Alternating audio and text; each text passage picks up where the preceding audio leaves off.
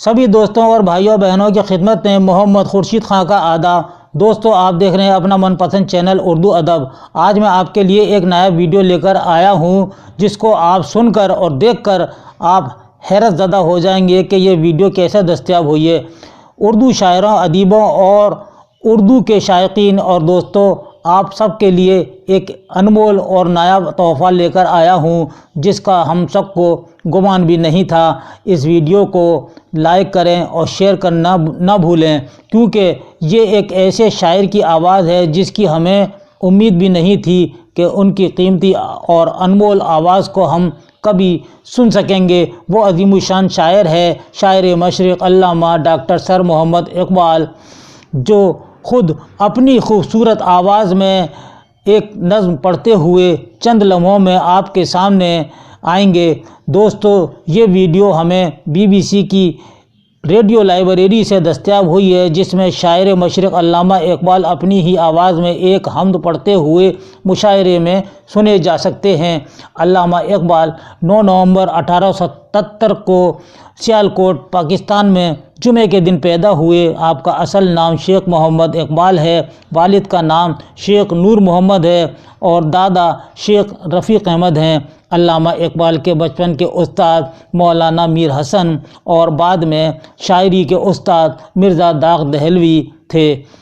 فلسفے کے استاد ڈاکٹر آرنلڈ اور مولانا رومی تھے۔ علامہ اقبال نے 3 شادیاں کی تھیں۔ پہلی شادی 1893 میں، دوسری شادی 1910 میں اور تیسری شادی 1913 میں کی تھی۔ جاوید ان کے بیٹے کا نام ہے۔ انہوں نے اپنے بیٹے جاوید کے نام ایک نظم بھی لکھی ہے۔ علامہ اقبال کو بہت سے خطابات سے نوازا گیا۔ ملک الشعراء 1901 میں ملا، ڈاکٹر کا خطاب 1908 میں اور سر کا خطاب 1923 میں ملا۔ 21 اپریل 1938 کو علامہ اقبال کا لاہور میں انتقال ہوا۔ علامہ اقبال کے 4 اردو شعری مجموعے شائع ہوئے ہیں۔ پہلا مجموعہ بانگ درا 1924 میں، دوسرا بال جبریل 1935 میں، تیسرا ضرب کلیم 1936 میں اور چوتھا ارمغان حجاز 1938 میں، جو آدھا اردو اور آدھا ہندی میں ہے۔ چاروں مجموعے ان کے شائع ہوئے ہیں۔ فارسی مجموعے ہیں اسرار خودی، رموز بے خودی، پیام مشرق، زبور عجم اور جاوید نامہ ہیں۔ علامہ اقبال کی مشہور نظمیں شعاع امید، نیا شوالا، ساقی نامہ، ہمالا، تصویر درد وغیرہ ہیں۔ لیجیے دوستو، شاعر مشرق علامہ اقبال کی آواز میں یہ حمد سنتے ہیں۔ اگلی آواز ہے علامہ اقبال کی، ملاحظہ فرمائیے۔ جان سا پتھر بھی نہیں ہے، تو کوئی فرشتہ یا پیمبر بھی نہیں ہے، تو علم کا چشمہ یا سمندر بھی نہیں ہے، پر رب کی نگاہوں میں تو کمتر بھی نہیں ہے۔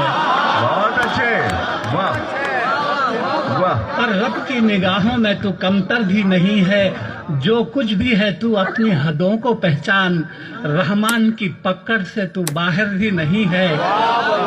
دنیا نہ بسا دل میں کہ دنیا کی حقیقت مچھر کے کسی پر کے برابر بھی نہیں۔ بہت اچھے، ارے واہ واہ واہ، ارے کیا کہہ دیا ہے، سبحان اللہ سبحان اللہ۔ دیکھیے، خدا کو کسی نے دیکھا نہیں ہے، لیکن ساری دنیا خدا کو مانتی ہے۔ یہ کس طرح، یہ میں نے ان اشعار میں کہا ہے، ہم نے تجھے جانا ہے فقط تیری عطا سے۔ اچھا ہے۔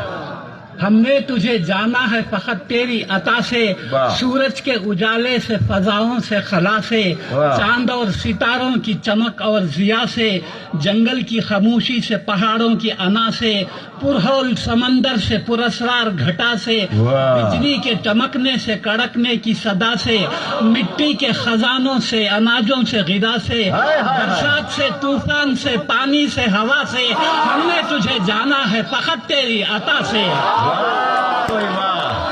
بہت اچھے جیسی، گلشن کی بہاروں سے تو کلیوں کی حیا سے، معصوم سی روتی ہوئی شبنم کی ادا سے، لہراتی ہوئی باد سحر باد صبا سے، ہر رنگ کے ہر شان کے پھولوں کی خبا سے، چڑیوں کے چہکنے سے تو بلبل کی نوا سے، موتی کی نزاکت سے تو ہیرے کی جلا سے، ہر شے سے جھلکتے ہوئے فن اور کلا سے، ہم نے تجھے جانا ہے فقط تیری عطا سے۔ دنیا کے حوادث سے، جفاؤں سے، وفا سے، رنج و غم و آلام سے، دردوں سے، دوا سے، خوشیوں سے، تبسم سے، مریضوں کی شفا سے، بچوں کی شرارت سے تو ماؤں کی دعا سے، نیکی سے، عبادات سے، لغزش سے، خطا سے، خود اپنے ہی سینے کے دھڑکنے کی صدا سے، رحمت تیری ہر گام پہ دیتی ہے دلا سے، ہم نے تجھے جانا ہے فقط تیری عطا سے۔ بہت اچھے، بہت اچھے۔ اور آخری بند ہے، ابلیس کے فتنوں سے تو آدم کی خطا سے، اوصاف براہیم سے، یوسف کی حیا سے، اور حضرت ایوب کی تسلیم و رضا سے، عیسیٰ کی مسیحائی سے، موسیٰ کے عصا سے، نمرود کے فرعون کے انجام فنا سے، کعبے کے تقدس سے تو مروہ و صفا سے، تورات سے، انجیل سے، قرآن کی صدا سے، یاسین سے، طٰہٰ سے، مزمل سے، نبا سے، یک نور جو نکلا تھا کبھی غار ہرا سے،